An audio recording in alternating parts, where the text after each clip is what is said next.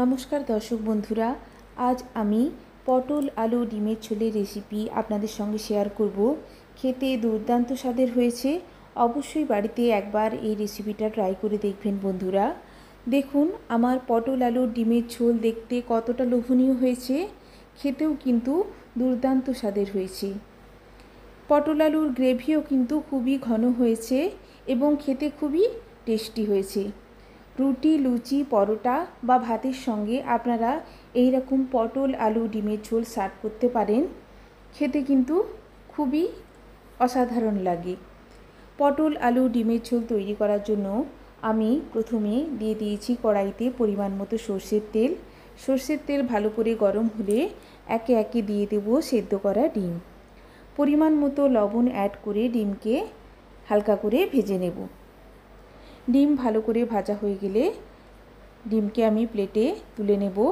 ডিম ভাজার অবশিষ্ট তেলে আমি দিয়ে দিচ্ছি কেটে রাখা পটল। পরিমাণ মতো লবণ অ্যাড করে আমি মিনিট দুয়েক সময় পটল নাড়াচাড়া করে নিচ্ছি। এরপর আমি গ্যাসের ফ্লেমটা লোতে করে দিয়ে দেব ঢাকা। মিনিট দুয়েক পর আবারও ঢাকা খুলে নাড়াচাড়া করে দিচ্ছি। আবারও দিয়ে দেব ঢাকা। ঢাকা দিয়ে আমি মিনিট তিনেক রেখে দিয়েছিলাম। ঢাকা খুলে দিয়েছি।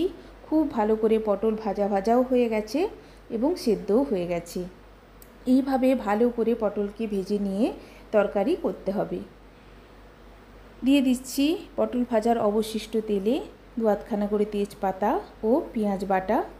পরিমাণ মতো লবণ অ্যাড করে পেঁয়াজকে হালকা করে ভেজে নেব। পেঁয়াজ হালকা করে ভাজা হয়ে গেলে দিয়ে দিচ্ছি 1 চামচ মতো আদা রসুনের পেস্ট, 1 চামচ মতো জিরের গুঁড়ো, পরিমাণ মতো হলুদ গুঁড়ো, 1 চামচ মতো ধনের গুঁড়ো ও Kashmiri red chilli powder. Add করে দেব সামান্য একটু পরিমাণ জল।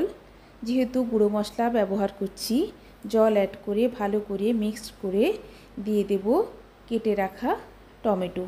টমেটো অ্যাড করার পর খুব ভালো করে একটু হাতে সময় নিয়ে মশলাকে কষিয়ে নিতে হবে। মশলাকে ভালো করে না কষালে তরকারির স্বাদ ভালো হবে না। যদি মশলার মধ্যে কাঁচা গন্ধ থেকে যায়, মশলাকে অবশ্যই খুব ভালো করে কষিয়ে নিতে হবে।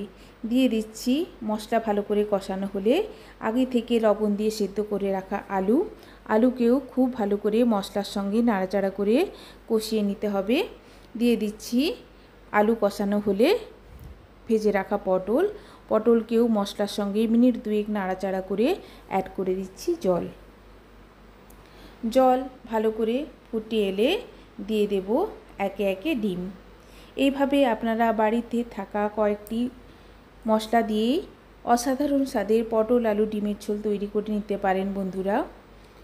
দিয়ে দিচ্ছি ডিম ভালো করে ঝোলের সঙ্গে মিক্সড করে ফুটিয়ে নেব, যাতে করে খুব ভালো করে মশলার ফ্লেভারটা ডিমের মধ্যে চলে আসে। নাড়াচাড়া করে নিচ্ছি। অ্যাড করে দিচ্ছি ওপর থেকে গরম মশলা।